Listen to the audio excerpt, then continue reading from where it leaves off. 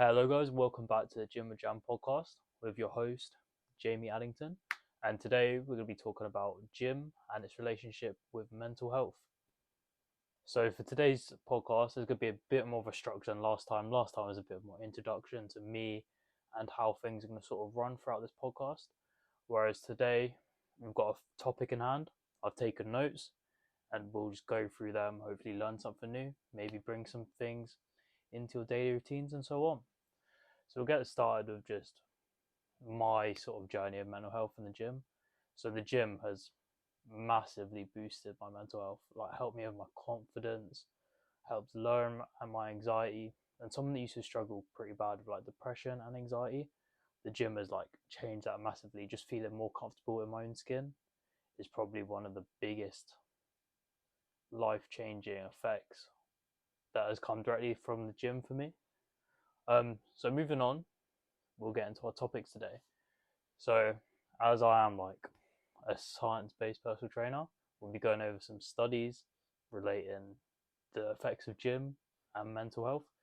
For example, going over anxiety and depression in the gym, exercise and mood, exercise and cognitive function, exercise and social support, and as well as building a community within the gym.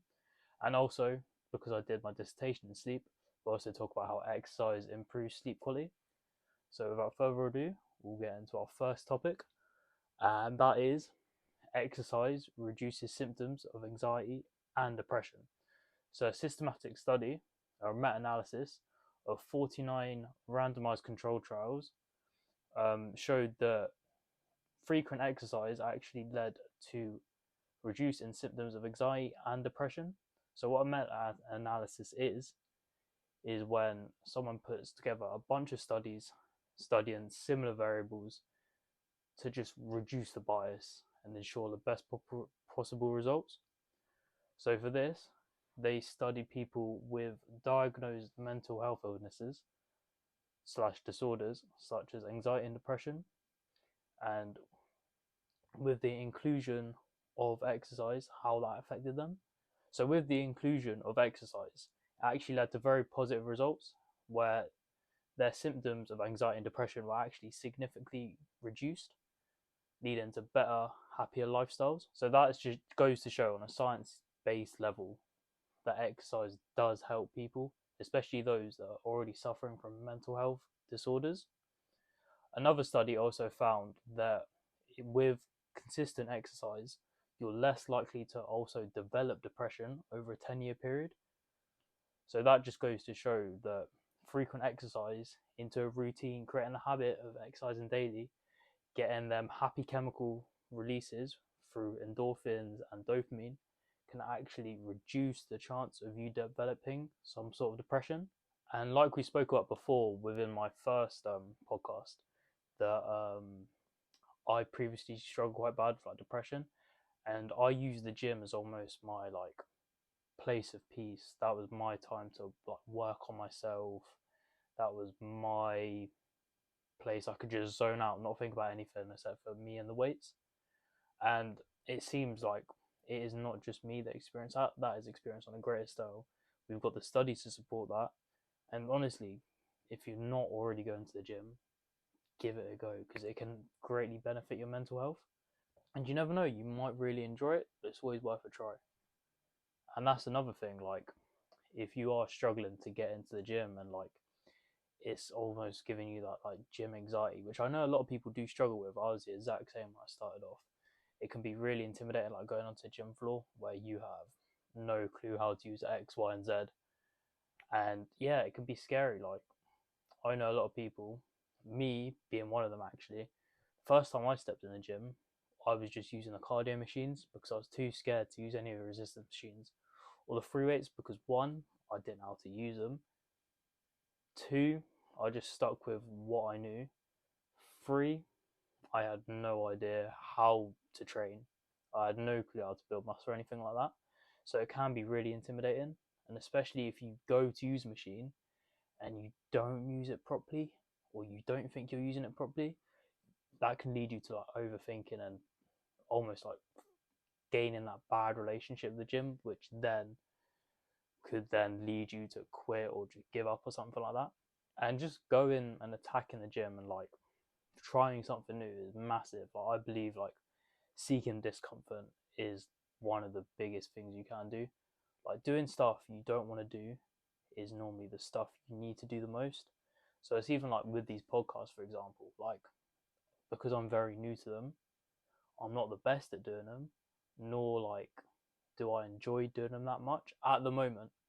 But it's slowly something I'm building into, getting better at, and soon it should become natural to me. A recent example of this would be, for example, my cycle classes. The first time I did a cycle class was around 2 months ago.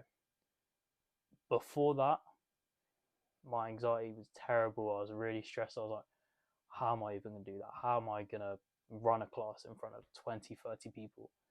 And it would just make my head just go a bit bonkers. Whereas now it's just second nature. Like, cool, I'll put microphone in, do the class, out. That's all it is. It's like natural to me. Whereas before I was just constantly thinking about it.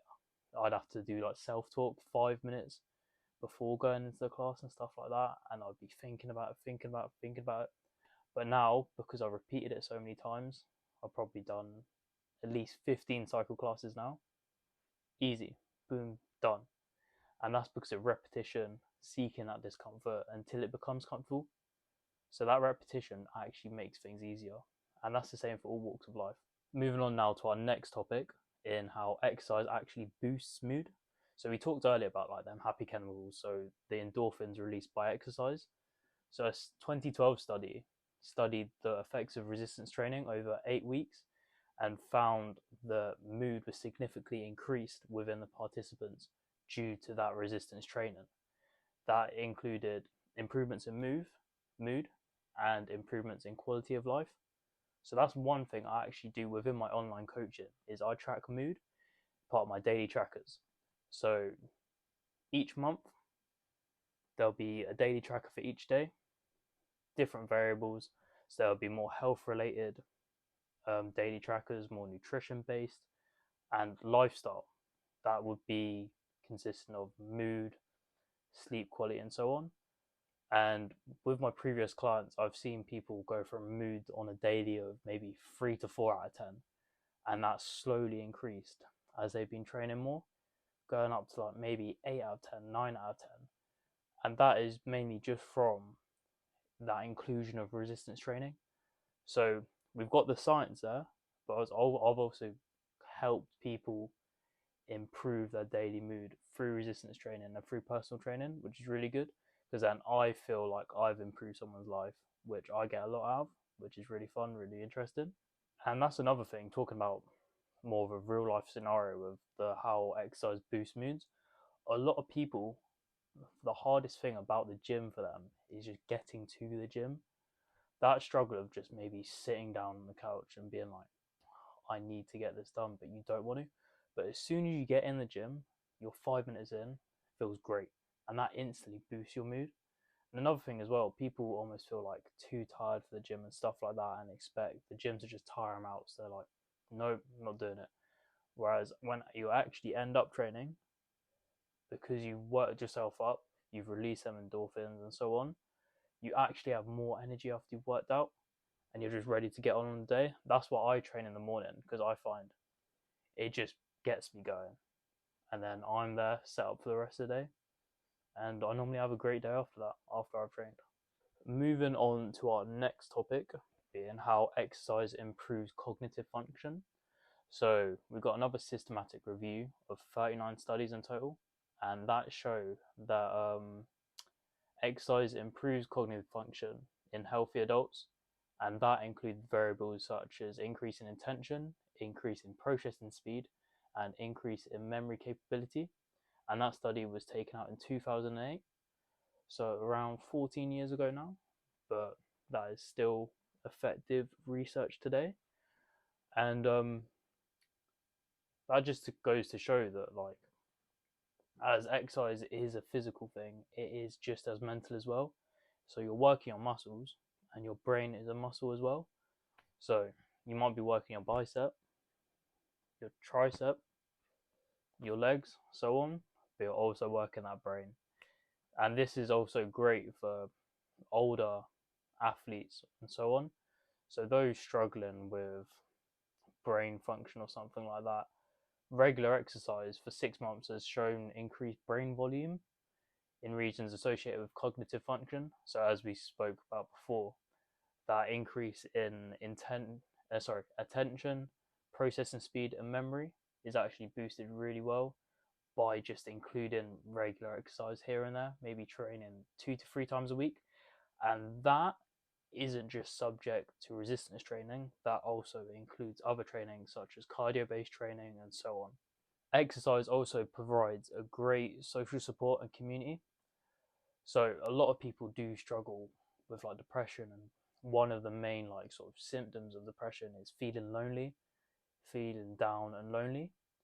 Whereas just going to the gym, you feel like part of an environment almost, like you are part of a community. Especially in like a big commercial gym, you will end up making friends. And going on to now to a study on the effects of group exercise on mental health, and that showed that being included in group exercises and and taking part in group exercise actually led to reduced symptoms of depression, and there's also as a higher level of feeling of social support compared to those who exercised alone. So basically, you see this a lot actually within when I'm working. So for example, when I'm doing classes, there is people that didn't know each other before, but are now coming to the gym together to do legs, bums, and tums, for example. I have regulars that maybe didn't know each other before they started to come to classes, but you get that sense of being part of the community, being social with other people, and like you're training with people, you're having a laugh, you're working on yourself, and it's mutual because everyone's there to be better. So you create that relationship that way. And with classes as well, like they're normally scheduled on a weekly basis. So let's say I have a pump class at 7 on a Friday. Most likely, I will see the same people at that pump at 7 on a Friday. So you start slowly building that community within that class.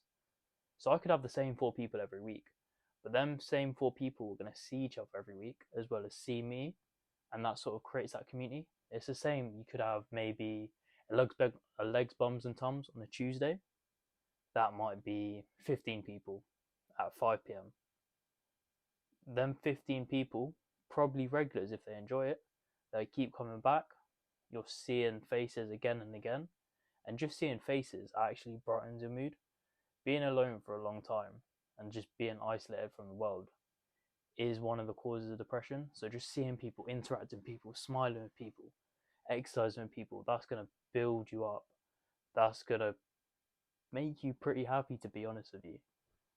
And group exercise is there for all ages as well, like from the age of 16 up to the age of 70 plus. And like older adults as well, they are more subject to loneliness as well, because family might be more distant and so on. So if you are an older adult, join a group exercise class, and that just increases your social support network straight away, brings you a sense of community, gives you people to talk to. You can socialize with people. I run my cycle classes, and there'll be people from the age of 18 up to I'd say 60. So it's just loads of different people, loads of different faces, loads of different stories. Great to have a chat with people after and that and stuff like that. And you get to learn new things from new people and stuff like that. Learn stories and so on, which is really good. It gives you like a great sense of like fulfilledness.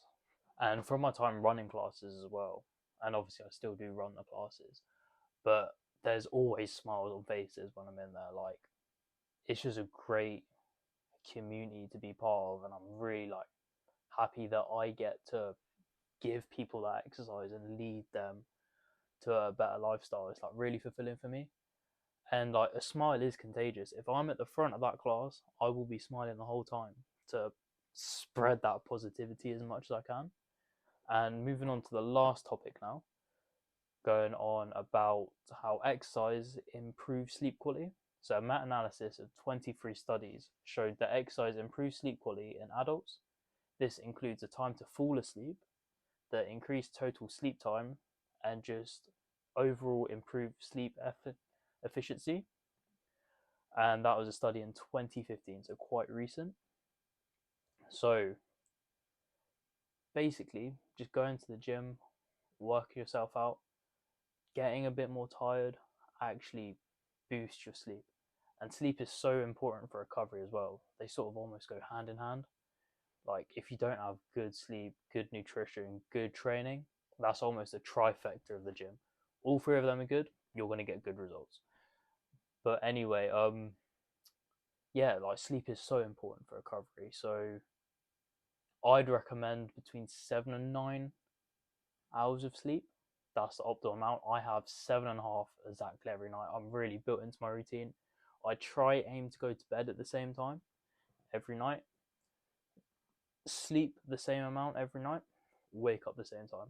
And building that routine, building that habit makes going to sleep much easier.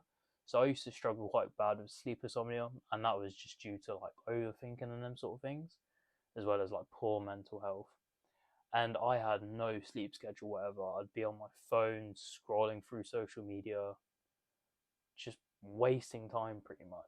And like that poor sleep schedule, it just ruins your whole next day.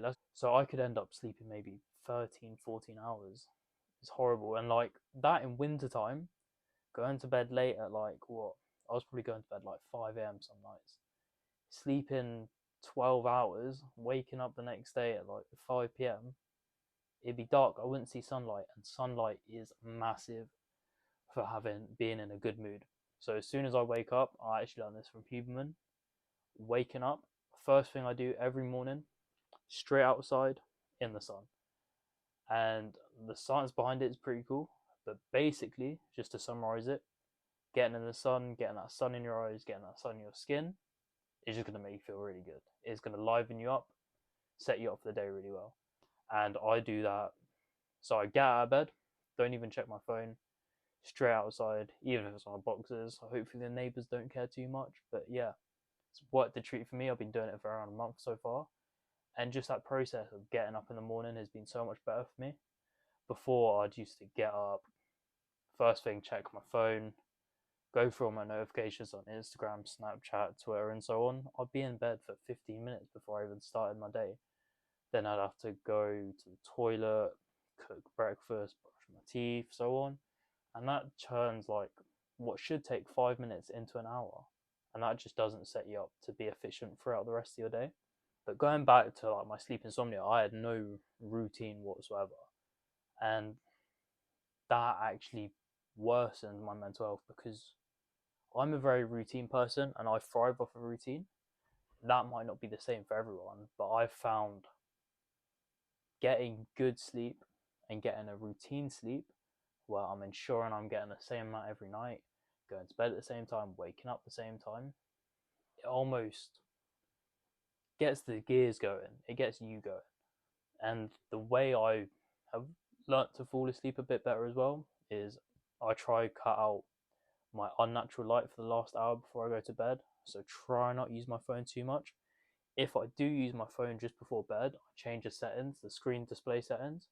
So I'll try to reduce the blue light as well as the brightness just to get my body in the mood for sleeping. As well, I'll try dim the lights in the rooms I'm in because bright lights obviously do keep you a bit more awake, stuff like that. So dim them lights slowly gets your body ready for sleep. One app I've been using as well called Endel is this app that uses sound to both send you asleep as well as wake you up. I don't know the exact science behind it, but it plays these bells on one of the sleep tracks, and then bells sort of subconsciously tell you it's time for bed. And then it plays a noise throughout the whole time you sleep. It's not white noise, it's one colour noise. There's loads of them now, but I'm not 100% sure which one it is. But anyway, that plays through the whole night, and it gradually changes in frequencies, and it naturally wakes you up in the morning, and that helped my sleep schedule massively.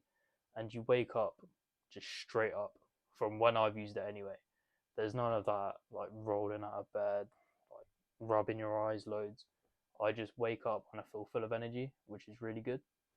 Another thing as well is ensure your room's clean when you go to bed, and keep a window open as well. Like that airflow can actually help you stop feeling lethargic in the morning. I learned that from my uni tutor, Joe Costello, who told me leave at least a crack in your window every night and let fresh air flow through your room, because that will just make you feel better through your sleep and also when you wake up. Going back to the science side of things as well, a study in 2014 actually showed that frequent exercise reduced symptoms of insomnia. So like we said before, in my personal experience, exercise has helped supported reduce my insomnia, whereas I'd still say that the routine of getting to bed was what stopped it mainly, but everything does sort of play a role within that. So that just goes to show that exercise can actually help the symptoms of sleep insomnia as well. And just moving on to the final section of the podcast, more mainly talking about my experiences with like gym anxiety and so on. So it is still mental health related. It's just mental health within the gym rather than outside the gym. And I'm going to give you some tips now how to overcome gym anxiety. So one thing that I used to struggle with gym anxiety is feeling like you're not doing the right thing on the right machine. So what you can do, don't be afraid to ask for help. You see, if you're in a pure gym, you see someone in teal or black uniform, ask them a question, ask if you're doing it right, and so on. And 9 times out of 10, they'll be more than happy to help. They should be happy to help because that's our job. We're PTs, we're there to help people. But yeah, if there's no one around, ask another gym goer. 9 times out of 10, people love a chat and are willing to help because they want to see you do better. And if there's no one about, no PTs for whatever reason, you can always refer to the little pictures with on the machine. So it'll tell you the muscle groups you're working, as well as a brief description how to do it. A lot of them have pictures as well, so you can follow them to complete the exercise as well. Another thing is gym anxiety, and like almost what you wear to the gym can play a massive role in that. So I feel quite skinny at times, so I opt to wear baggy clothing. Obviously no one is looking at me while I'm at the gym, no one cares, they're all there to better themselves, but it just makes me feel more comfortable if I wear baggy clothes. That's up to you though. Wear something to the gym you feel comfortable in, that you feel ready to work out in, and that will help with gym anxiety 100%. Another great way to tackle gym anxiety is just training with someone else, whether that be a PT or a friend. So if you're going to tackle something, you might as well tackle it with someone else if it's something new. And that's what I did the first few times I went to gym, is I always used to train with my friends. Granted, we did mess around quite a bit, but just training with other people just makes you feel more comfortable, and it feels like there's less eyes on you. Whereas when you're by yourself and you've got no idea what you're doing, you don't have that person to tackle it with. So if you are new to gym, I would highly recommend just going with someone else. They can always show the ropes if they've been to the gym before. But if you're both completely new, doing it with someone else makes it a bit easier, someone to talk to. So if you do get confused, you're not just stuck in a void. And if you are by yourself, just ask questions. It's always good to ask questions. And as well, like, I know as a PT, I'm always happy to help those that are struggling within the gym and confused how to do things, because I didn't have that guidance when I first started the gym. And that's one of my goals, is to just educate people how to do things right, because that's what I would have wanted when I first started training. So like even how to use certain machines. I've seen groups of 16-year-olds, 17-year-olds training in groups of 4 or 5, all doing the wrong thing. And me being me, I will approach and just, this is how you do it, and just leading people in the right direction. Because when I was like 16, 17, when I started training, my form was terrible, but I didn't have anyone to point me out on that or tell me how to do it properly. I sort of had to educate myself. And not doing them things properly held me back in my training for ages, whereas I could have hit the ground running and just made great improvements, took advantage of them newbie gains, that newbie stimulus. And if I was training the full range of motion, training effectively, using all the basic mechanics of hypertrophy, I'd probably be a lot bigger than I am now. But I'm really happy that I did have them experiences of not doing it properly, because that just like further shows how I've gone from A to B in this long gym journey and how I've developed through that. And you've got to make mistakes to get things right. You don't learn anything. You don't get everything right the first time. So making them mistakes is massive, because in order to learn, you need to make that mistake first. But yeah, anyone struggling with any mental health issues or anything like that, drop me a message, anything like that. My DMs are always open to help. And like I said before, I'm someone that's recently struggled with like depression, anxiety, being through therapy. So that's one of my goals, is just help as many people as I can. I want to change lives and just bring people like good, positive vibes. So over the last 6 weeks or so, I've actually been studying towards my counselling skills qualification, which I recently achieved. So I'm now a qualified counsellor as well as a PT. So I'm sort of merging them two realms together to hopefully improve people's mental health, finding the solution as well as providing that solution, which I think is going to work really well. So yeah, if that's something you're interested in, drop me a message, then we can get to work. And I just want to put this out there, anyone new to the gym, struggling with like gym anxiety, no one is looking at you, I promise. Everyone's there to just better themselves.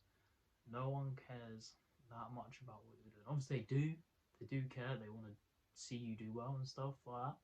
But no one is judging you. It's a judge-free zone. And the people that are judging you, they're dicks. Don't worry about that. But that'll be the very small group of people that are just negative for no reason. And just ignore that. Put that one to one side. But 99% of people want to see you do better. So ask a question, ask for a spot. The gym is full of great people that are just there to improve themselves, and it's a great community. Like, you can always ask people for help, no matter how intimidating they look. I've had great conversations with people that I didn't think would even want to speak to me. All it is just asking people for help. And yeah, everyone wants to see you win. I want to see you win.